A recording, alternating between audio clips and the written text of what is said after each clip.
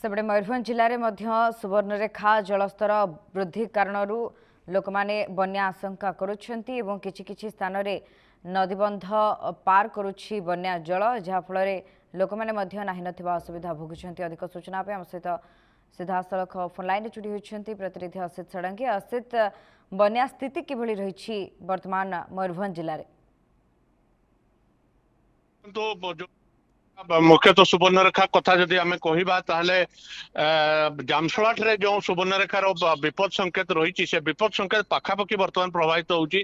कारण जेपरी आम पाखे सूचना हस्तगत होती गालुडी बैरेज रु 13टी गेट बर्तमान खोल जाइए।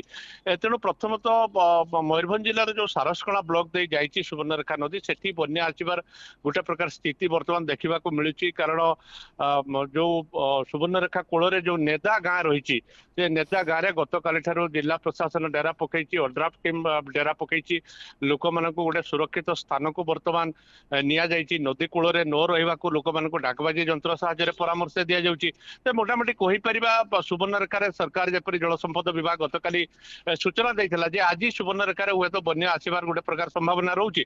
तेणु ये संभावना आग को देखा जाऊँगी शुभस्मित आम कहीपर। कारण पाखापाखि प्राय जामशला निकट सुवर्णरेखा गोटे प्रकार विपद संकेत निकट प्रभावित होती। तेणु गालुडी बैरेज रु जदि अधिका गेट आगामी समय खोल जाऊँगी सुस्मिता ताले निश्चित मयूरभंज जिलार विशेषकर सारसकणा ब्लॉक रो विभिन्न स्थान में एवं विशेष भाव में जदि कहबा नेदा गाँव में बन्या परिस्थिति आग को सृष्टि हो पारे। से जिला प्रशासन तरफ पूरा सजग रही जिला प्रशासन ओड्राफ्ट टीम नियोजित हो रही जिला प्रशासन स्वतंत्र टीम रही। गतकाली जिलापाल घटनास्थल परिदर्शन करते जो जरूरीकालीन अधिकारी सी परिदर्शन कर बीडीओ तहसीलदार स्थानीय अंचल रही।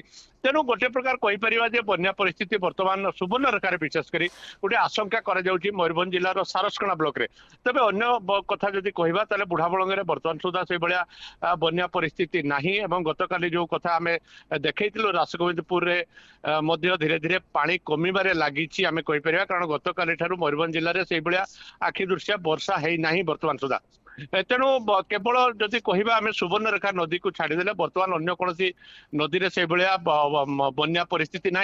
किंतु सुवर्णरेखा जदि गालुडी बैरेज रु अधिका गेट खोल जाऊँगी आगामी समय सुवर्णरेखार जो सारसकणा अंचल रही बन्या परिस्थिति निश्चित सृष्टि हम।